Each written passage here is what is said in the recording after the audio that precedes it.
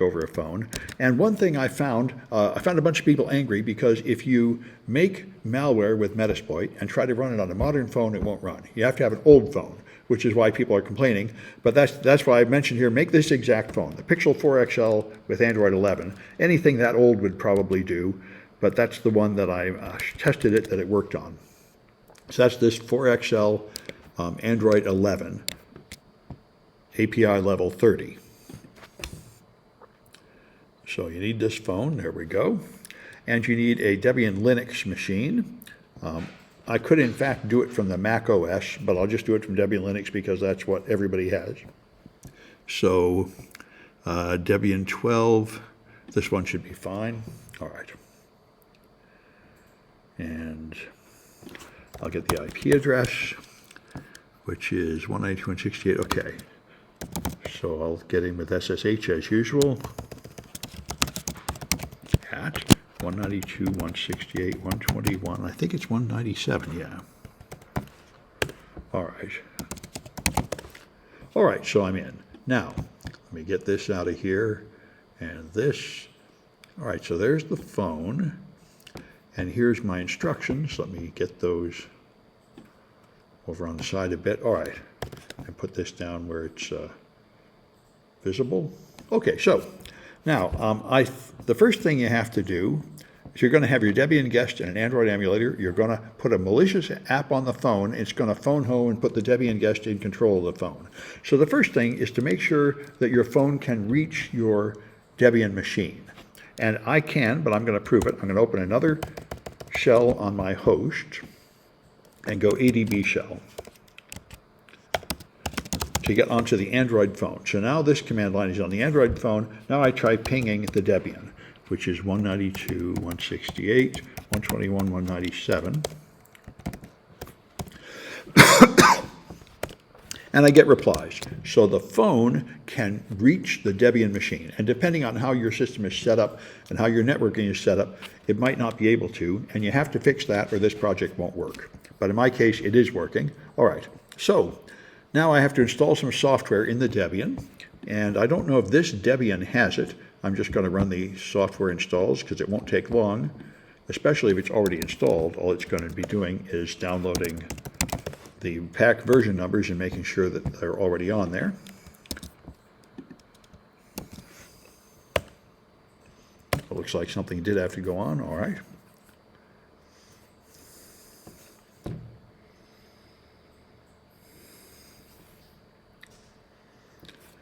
All right, and after that, I'm going to install Metasploit if necessary. I'll check to see if it's already there. But anyway, this has got some time, longer than I thought. Installing all kinds of Android stuff, Smalley and Java and stuff. By the way, this is a huge problem in the modern world. Look at all these libraries. And all these libraries tend to be out of date and vulnerable. This is a huge problem. Everything you install installs 100 other things, and none of that really gets updated very well. And everyone is getting very upset about it. And rightly so. And it just came in the news last week, Microsoft .NET applications are very much like Java. It's a competitor. It runs in the .NET virtual machine called the .NET Runtime, and there was a vulnerability in .NET. And they said there are two kinds of apps out there. Some apps have compiled the .NET into the app, in which case they're going to have to update the app to fix this vulnerability. But other people, their .NET runs in the runtime on the Windows, in which case it'll be a Windows update to fix it. And they say a lot of people will be confused, and rightly so. All right, anyway, so now this is on there. Let's see if I have MSF Venom. And I don't. Okay, so I have to install this also. Fair enough. So the way you do it is you curl an install script from Rapid7. That just downloads it from them. And then you change the script and run it. This is considered a fairly unsafe thing to do. You're running some script you download from some website. How do you know it's safe? That's why I run in a virtual machine, among other things, like you might use for analyzing malware. Installing hacker tools in general is kind of unsafe. Anyway, but I trust this company. They're a pretty good company, Rapid7. They're not trying to rip me off. They might have a bug, but they're not going to deliberately send you malware. Anyway, it's going to install the Metasploit framework, which is the modern pen testing tool. You'll use it a lot if you take 123 and 124, but their Android exploits have not been updated, just like Drozer. It seems like 5 or 6 years ago there was a burst of energy of people writing Android attacks, and it sort of went out of fashion. This tends to happen. Same thing happens in medical research and everything else. There's a time when a topic is hot, and then there's a time when it's not hot anymore and progress slows.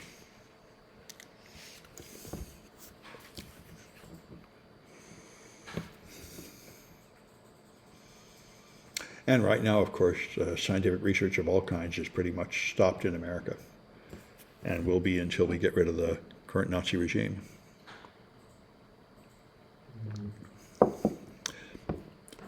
And other countries are, like Canada, are strongly recruiting people. France is recruiting researchers. A lot of other countries are trying to take, and of course, we're not letting any immigrants in anymore. So all the brilliant immigrants that would come in here and do good scientific research are going to have to go somewhere else, like China. So we're just very much like the time of Chairman Mao. We're just backing off the world stage and letting everyone else take the stage instead. It's madness. But that's what we're doing. We're led by a mad king. Happened many times in history.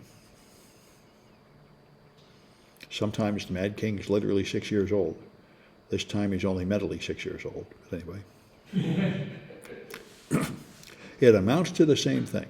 I saw on his latest trip he was with the Navy, and he was telling the Navy that they have to stop using magnets in their hoist to hoist the aircraft up in the aircraft carriers, because when water fills on a magnet, it destroys it. He's believed that for like at least 15 years. It's completely false, but this is something his staff commented on the first time, with the first Trump administration. They said the problem with him is he doesn't read anything you give him, and he doesn't listen to anything you say. So you can't get any information to him at all. The only way to get any information to him is to appear on Fox News, so he sees you on TV. That's the only source of data that he believes. It's anyway. All right, so this is in. Now we can run. Okay, so this is what will show the Android attacks, MSF Venom. And by the way, the first time you run a Metasploit thing, it's going to ask you if you should set up a database, and you can just say no. We're not doing. That's for the most common use case of Metasploit. You would be attacking like a company full of Windows devices, and you'd be trying to take over like dozens and hundreds of them, and you'd set up a whole database to keep track of all your exploits. But we're not doing that kind of thing. So here you can see the Android attacks, and there's a few of them. Meterpreter is the malware for Metasploit. That's what they call it. And you put Meterpreter on the Android phone, and it can call back in various ways. So the one we're going to use is one of the simplest ones that just calls back by TCP. So I'm going to need the IP address of this device, which I've got up there in my command, the line so I can see it. And this is the command that makes a reverse shell piece of malware. MSF Venom is the tool to make malware. And so what it's going to do is going to be Android Metasploit is going to make a reverse TCP connection, which means the app on the phone will make an outgoing message to connect to the command and control server. I have to give it the IP address of the command and control server, and the format is raw, and the output is happyfunball.apk. Any name you like, .apk. It's going to create an APK.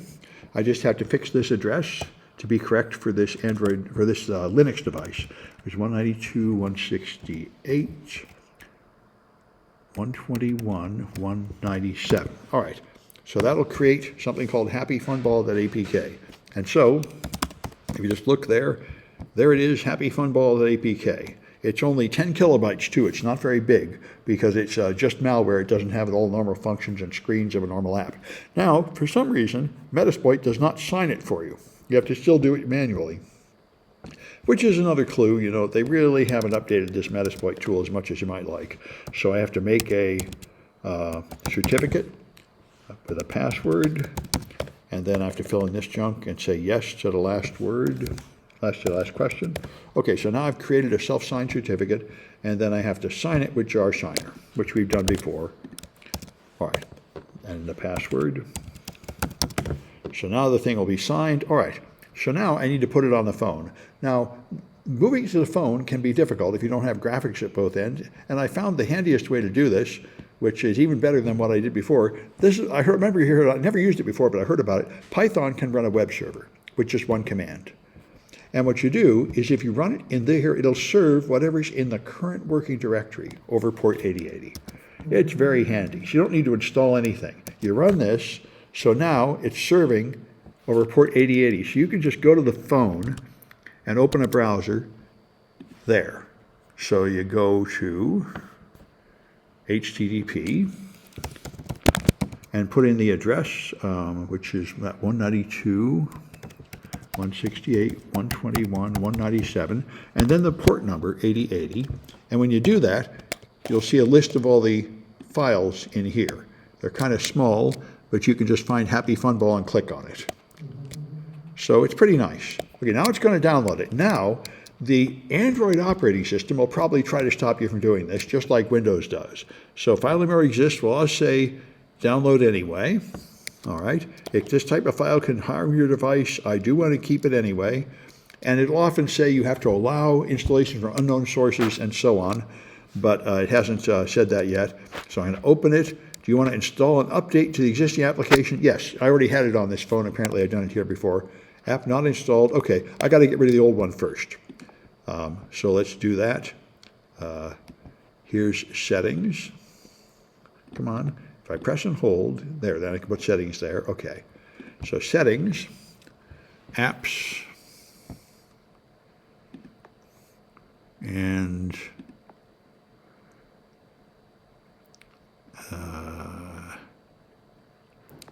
well, I thought I'd find Happy Fun Ball in a list. Digital well-being, Google. I may have to uninstall it through ADB. All right, so let me try that. I don't need to keep serving anymore. Let me just go to ADB, and then shell, and then PM list packages. All right, that lists all the packages on the phone, or it should. No devices emulators found. Oh, because I'm in the Debian. I need to be in the Mac. Okay. So ADB shell. In fact, I'm already on here, so I can just do PM list packages. All right, there they all are. And now let's see if one of them has the name fun in it. grep fun. It's not there. Well, that's annoying. Maybe, oh, that's right. Well, it's meta. Maybe it's called Met. Here's a problem. I don't know what it's called. Metasploit. Ah, there we are. com.metasploit.stage. That's probably it. So I can uninstall. I think it's just uninstall. com.metasploit.stage. Inaccessible or not found. Okay. Oh, it's not uninstall. It's I got to look up the command. ADB command to uninstall an app.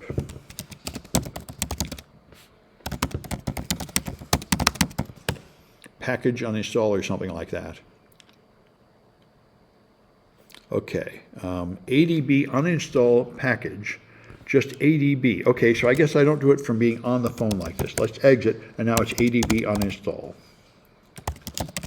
And the package is called com.metasploit.stage, apparently. All right, success. Okay, that removed it. I think I got it. I hope there aren't two stages or something. There might be. But if I do, let's do ADB shell PM list packages pipe grep met. There's nothing else named Metasploit, so hopefully I got it all right. So now that I've done that, now I should be able to run that.